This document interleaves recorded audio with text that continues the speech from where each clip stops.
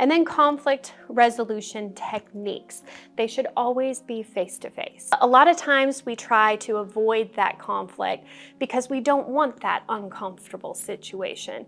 So we'll send a text message or we'll send an email and we're hoping that that will just address it. Well, the problem with text messages and emails, they're oftentimes read 50% wrong. So what you intended to say is not how the reader reads it and takes it in.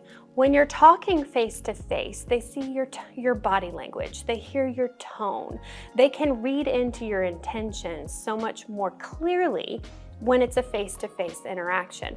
The other thing is you want to keep it factual.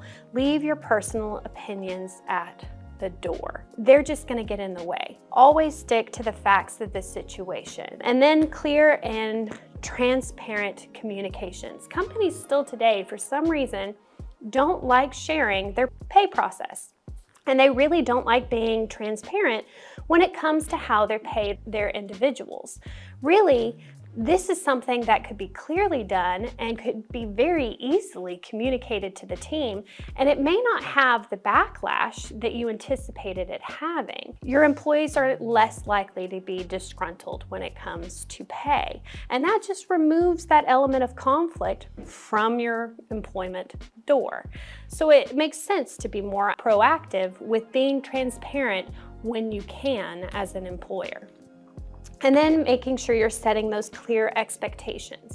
A lot of the conflicts that develop between managers and their team members is the fact that the managers aren't very clear about what they want. They're not making it clear to the individual what their job is, what their duties are, what their day-to-day requirements are for their career fields. And because they're not communicating that well, those individuals are coming into it blind. I don't know about you, but I don't always take my mind reading pill in the morning, so I can't always interpret what somebody thinks. If you want me to understand your wishes and your expectations for whatever I'm doing for you, I need you to clearly communicate that back so that we're on the same page going forward.